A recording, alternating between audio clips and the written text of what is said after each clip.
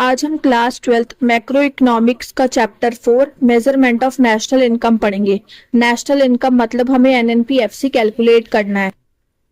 हमने national income से related जितनी भी टर्म्स होती हैं, कॉन्सेप्ट्स होते हैं, जैसे circular flow of income, domestic territory, resident, factor cost, net indirect tax, NFIA मतलब net factor income from abroad, और एग्रीगेट्स जैसे एनएनपीएफसी, जीडीपीएमपी, एनडीपीएफसी, ये सब पढ़ चुके हैं।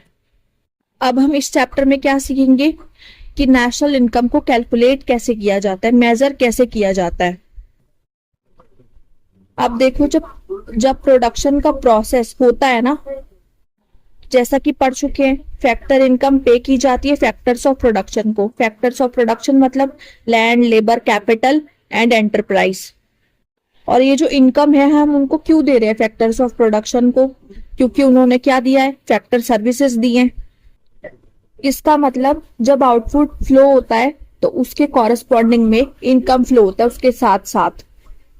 जब फैक्टर्स ऑफ प्रोडक्शन ने फैक्टर सर्विसेज दी तो उनको फैक्टर इनकम दी गई। तो क्या हुआ, आउटपुट फ्लो के साथ इनकम फ्लो भी हुआ। और ये जो factor income factors of production receive करते हैं, उसके बाद वो क्या करते हैं, स्पेंड कर देते हैं अपनी इस इनकम को। क्या करने के लिए? गुड्स एंड सर्विसेज को खरीदने के लिए, जिसको बोलते हैं कंजप्शन एक्सपेंडिचर करना। अब देखो यहाँ पे क्या हुआ, इनकम फ्लो हुआ, आउटपुट फ्लो हुआ, और साथ साथ क्या हुआ, कंजप्शन एक्सपेंडिचर हुआ।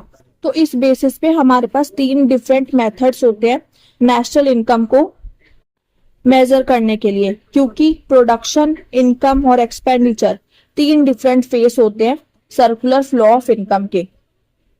तो इसके अकॉर्डिंग हमारे पास 3 डिफरेंट मेथड्स होते हैं।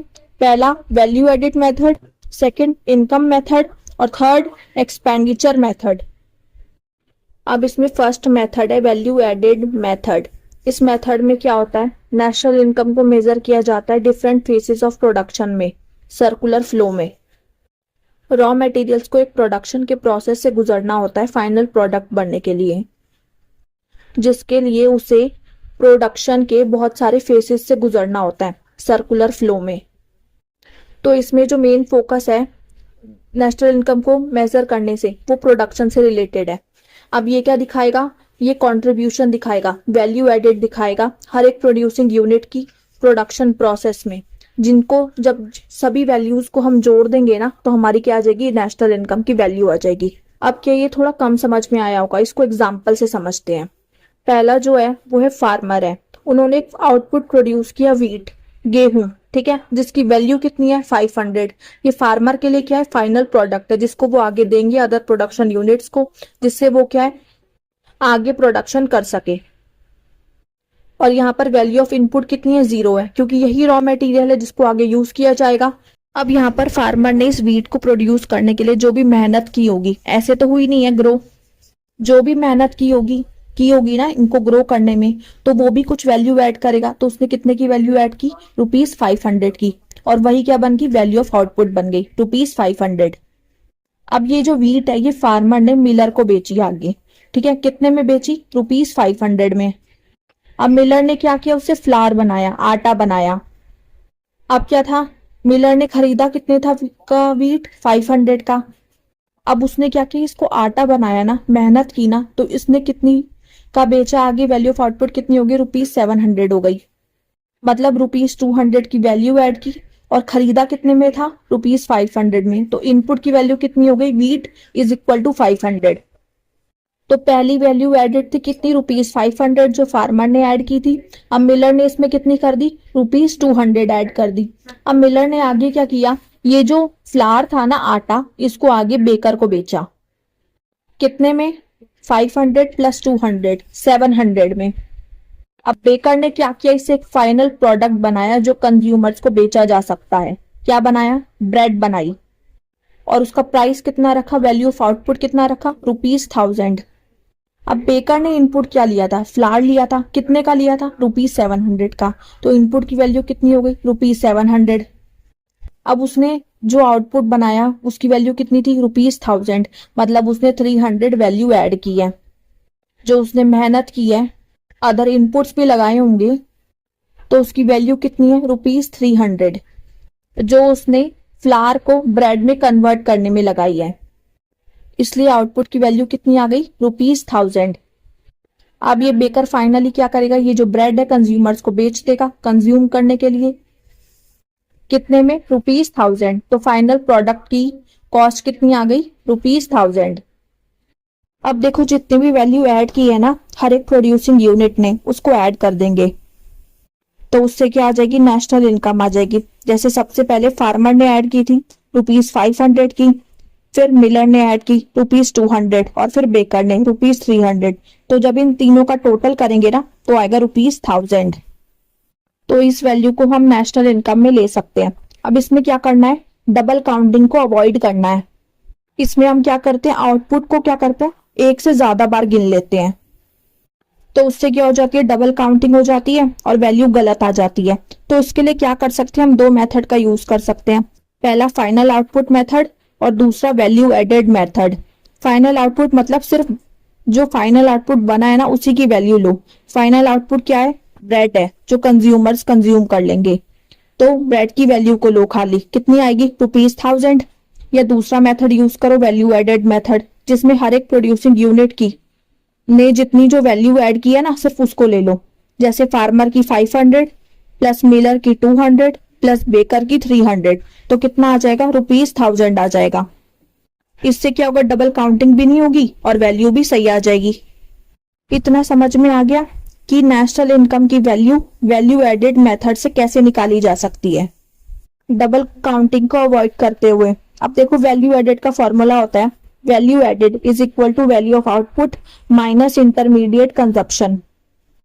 वैल्यू ऑफ आउटपुट क्या था, ब्रेड थी ₹1000 की, और इंटरमीडिएट कंजप्शन ब्रेड के लिए कितने क्या था, फ्लावर था, कितने का, ₹700 का। तो जब माइनस किया तो वैल्यू एडेड कितनी आ गई, ₹300। मतलब बेकर ने कितनी वैल्यू ऐड की, ₹300 की ऐड की। अब देखो वैल्यू एडेड का मतलब क्या होता है, इसका मतलब होता है वैल्यू को ऐड करना, किसमें, रॉ मटेरियल में, फर्म के द्वारा। और वो इस वैल्यू को ऐड क्यों करता है, क्योंकि वो जो भी प्रोडक्शन एक्टिविटीज करता है ना, अपनी मेहनत जो भी करता है रॉ मटेरियल से फाइनल प्रोडक्ट बनाने में, इसके लिए वो क्या करता है, लेबर का यूज करता है, अदर इनपुट्स का यूज करता है फाइनल प्रोडक्ट बनाने के लिए। इसलिए वैल्यू ऐड की जाती है। ऐसा तो नहीं होता कि 500 में कुछ चीज उसने खरीदी है और आगे 500 में बेच दी है। जैसे बेकर ने फ्लावर खरीदा था ₹700 का, अब उसने उससे ब्रेड बनाई, तो क्या वो ब्रेड 700 में ही बेच देगा, उसने कुछ मेहनत नहीं की ब्रेड बनाने में, की है ना, प्रोडक्शन एक्टिविटीज परफॉर्म की है, इसलिए वैल्यू ऐड की जाती है। नेक्स्ट होता है इंटरमीडिएट कंजप्शन। इसका मतलब वो खर्चा जो एक प्रोडक्शन यूनिट करता है गुड्स एंड सर्विसेज को परचेज करने के लिए दूसरे प्रोडक्शन यूनिट से। जैसे बेकर ने फ्लावर खरीदा था मिलर से, और ये वो किस लिए खरीदता है, रीसेल करने के लिए या पूरी तरीके से यूज करने के लिए। सेम ईयर में हमने इंटरमीडिएट गुड्स पढ़े थे, उससे हम इसको समझ सकते हैं। जैसे फ्लावर का एग्जाम्पल है ₹700 का, तो ये बेकर के लिए क्या हुआ, इंटरमीडिएट कंजप्शन हुआ जो उसने मिलर से खरीदा। और क्यों खरीदा इसे, क्यों जरूरत पड़ी इसकी, क्योंकि उसको ब्रेड बनानी थी। इनको फाइनली बेच नहीं सकते हैं कंज्यूमर्स को, क्योंकि कंज्यूमर को क्या चाहिए, ब्रेड चाहिए, तो वही उसके लिए फाइनल प्रोडक्ट होगा, फाइनल गुड्स हो गए। अब नेक्स्ट इसमें है फाइनल कंजप्शन। इसका मतलब वो खर्चा जो गुड्स एंड सर्विसेज पे किया जाता है फाइनल कंजप्शन के लिए, या हम बोल सकते हैं इन्वेस्टमेंट के लिए। फाइनल कंजप्शन जैसे ब्रेड का एग्जाम्पल, कंज्यूमर को क्या चाहिए था, ब्रेड चाहिए थी ₹1000 की, मतलब ₹1000 ब्रेड की वैल्यू आ गई है। समझ में आ गया तीनों का मतलब। और जो वैल्यू ऐड करता है ना हर एक प्रोड्यूसिंग यूनिट, उसको बोलते हैं gross value added at market price, मतलब GVAMP, जो कितनी आई थी, ₹300 की। मार्केट प्राइस का मतलब क्या है, यहाँ पे जैसा पड़ा हुआ है फैक्टर कॉस्ट में इनडायरेक्ट टैक्स प्लस है और माइनस सब्सिडीज है, मार्केट प्राइस के अकॉर्डिंग की जाती है। और वो कैलकुलेट कैसे करते हैं, factor cost plus indirect tax minus subsidies. Indirect tax minus subsidies मतलब ये नेट इनडायरेक्ट टैक्स आ जाएगा।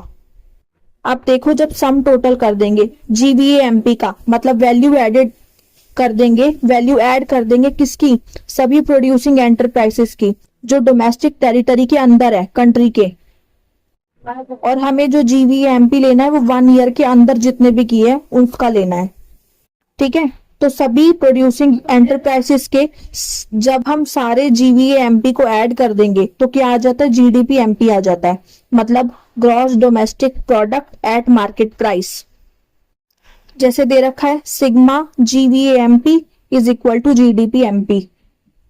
जब हम सभी प्रोड्यूसिंग एंटरप्राइजेस के जीवीएमपी को ऐड कर देंगे तो क्या आ जाता है, जीडीपीएमपी आ जाता है।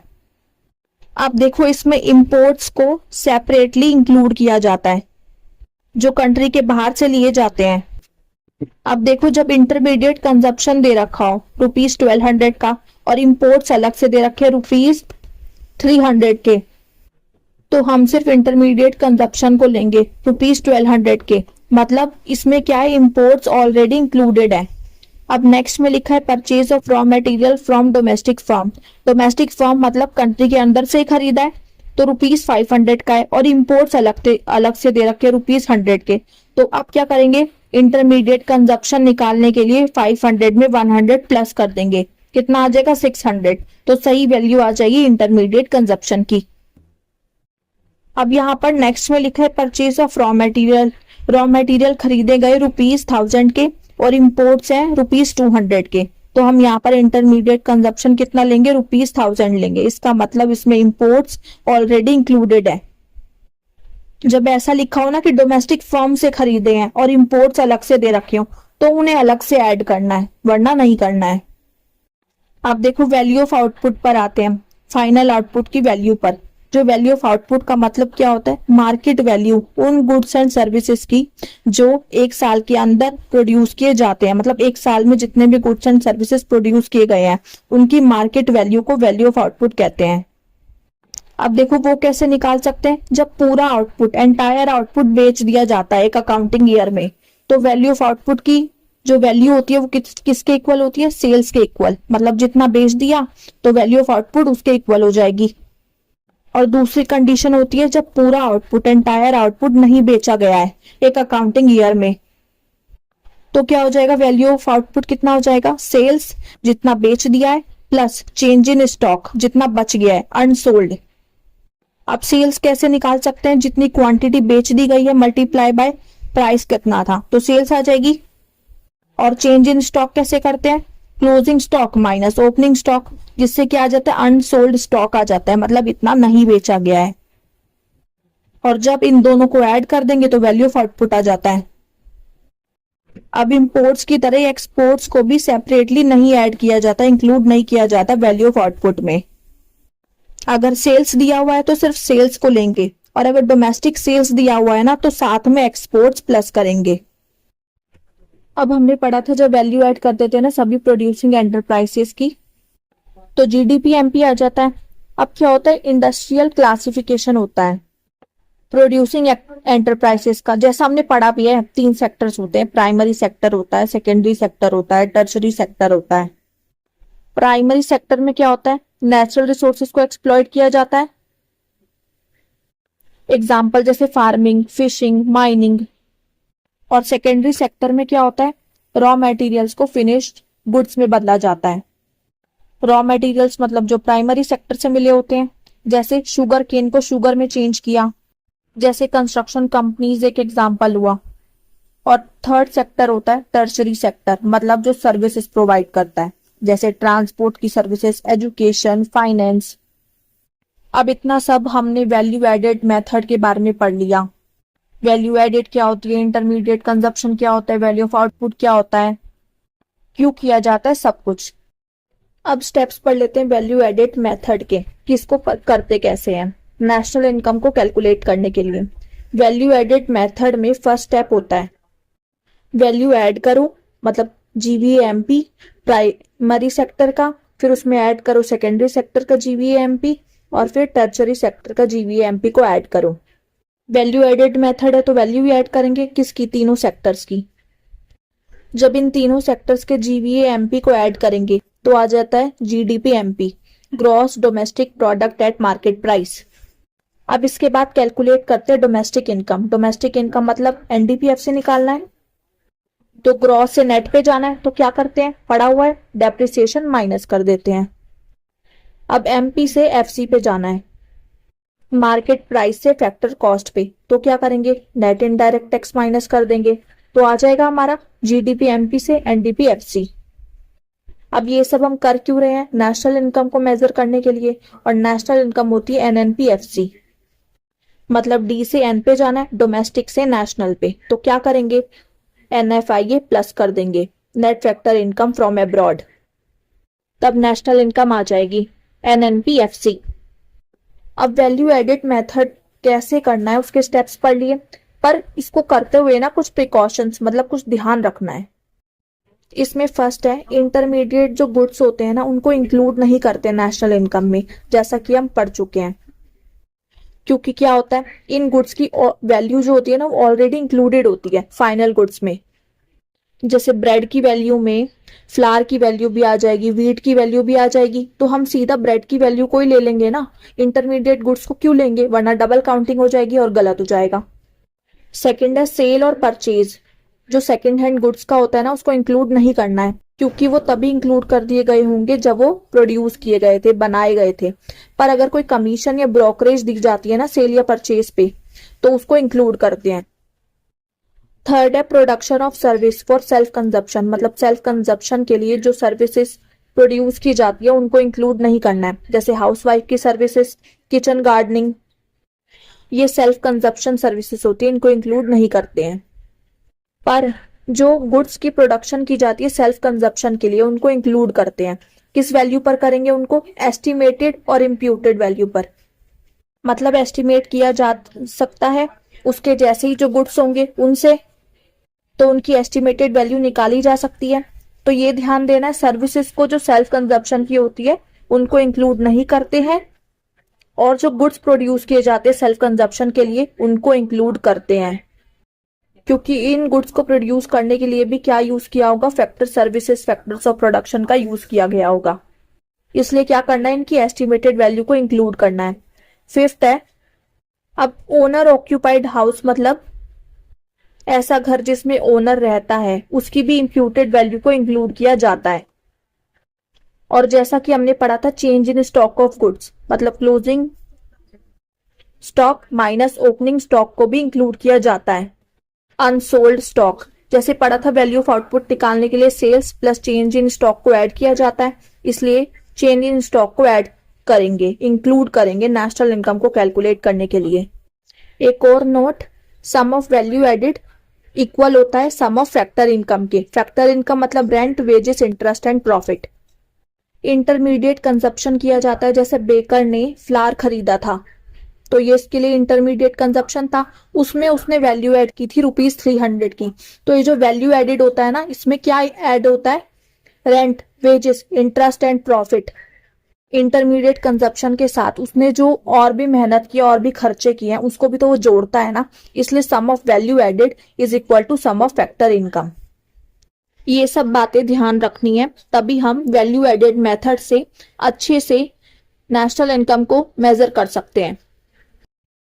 अब हम न्यूमेरिकल्स करते हैं। एक फर्म में एक्स, उसका डेटा दे रखा है और हमें कैलकुलेट करना है net value added at market price. NVAMP हमने क्या पढ़ा हुआ है, GVAMP पढ़ा था, gross value added at market price, जिसका मतलब वैल्यू एड करते हैं जो प्रोड्यूसिंग यूनिट्स। अब वैल्यू एडेड को कैसे कैलकुलेट करते हैं, फॉर्मूला था ना value of output minus intermediate consumption, तो वैल्यू एडेड आ जाती है। तो यहाँ पर यही करना होगा, net value added at market price calculate करना है। तो क्या करो, वैल्यू ऑफ आउटपुट मतलब sales plus change in stock, sales दे रखी है और इसमें क्या करेंगे, चेंज इन स्टॉक को कैलकुलेट करने के लिए closing stock minus opening stock. तो 25 जो रुपीज इन करोड़ है ये, ठीक है, तो 25 माइनस ओपनिंग स्टॉक कितना 15, तो वैल्यू ऑफ आउटपुट आ जाएगा। अब इसमें से क्या करना है, इंटरमीडिएट कंजप्शन माइनस करना है, कितने रुपीस का है 40, जो कि करोड़ में वैल्यू है इसकी, ठीक है। तो क्या आ जाएगा, GVAMP आ जाएगा। पर हमें कैलकुलेट क्या करना है, NVAMP, net value added at market price. तो ग्रॉस से नेट पे जाने के लिए क्या करते हैं, डेप्रिसिएशन को माइनस कर देते हैं ना, तो वो माइनस कर देंगे। तो हमारा जो आ जाएगा ना net value added at market price, वो आ जाएगा ₹40 करोड़। अब देखो इसमें परचेज ऑफ रॉ मटेरियल्स को अलग से इंक्लूड नहीं करना है, क्योंकि वो इंटरमीडिएट कंजप्शन में ऑलरेडी इंक्लूडेड है। सेम ही मीनिंग होता है। अब नेक्स्ट न्यूमेरिकल करते हैं, जिसमें gross value added at factor cost calculate करना है। वैल्यू एडेड कैलकुलेट करना है, मतलब फॉर्मूला क्या होगा, value of output minus intermediate consumption. और देखो वैसे वैल्यू एडेड होता है GVAMP, gross value added at market price, पर ये क्या फैक्टर कॉस्ट हमें निकालना है। तो क्या करना होगा, अलग से जो इनडायरेक्ट टैक्स होगा ना उसको माइनस करना होगा। अब देखो पहले वैल्यू ऑफ आउटपुट कैसे कैलकुलेट करेंगे, यूनिट्स ऑफ आउटपुट सोल्ड, जितनी यूनिट्स बेची है मल्टीप्लाई बाय उनका पर यूनिट प्राइस कितना है, तो कितनी आ जाएगी, सेल्स आ जाएगी।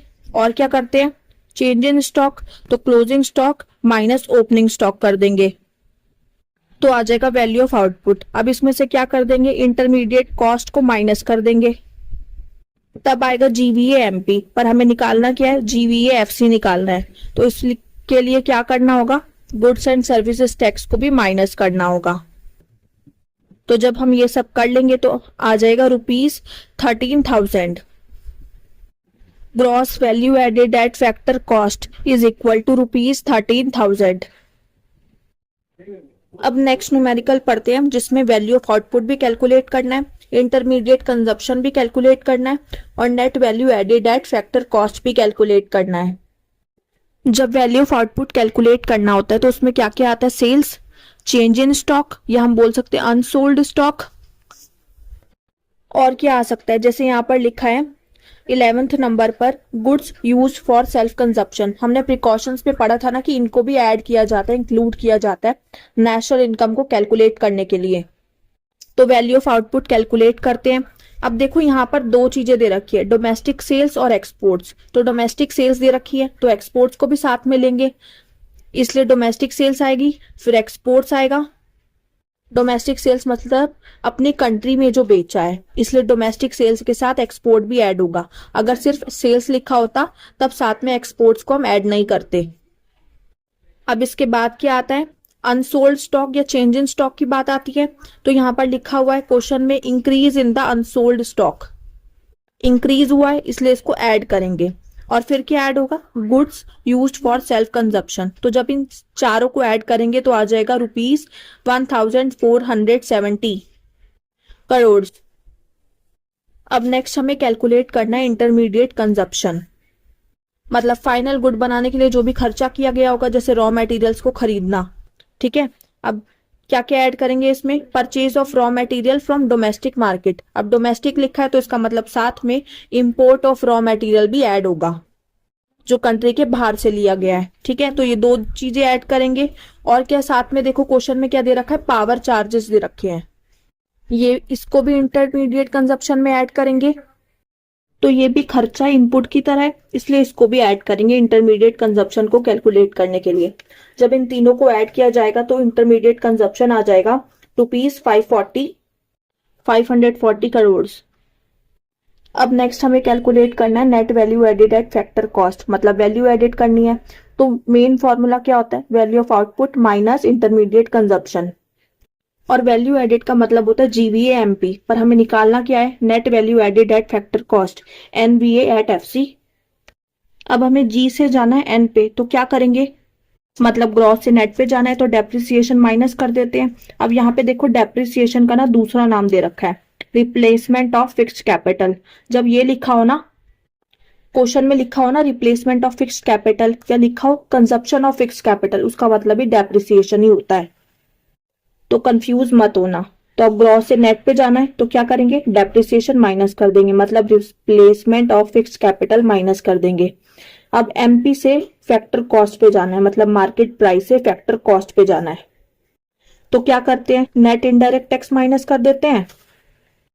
तो क्या माइनस करेंगे, goods and services tax minus subsidy को भी माइनस कर देंगे।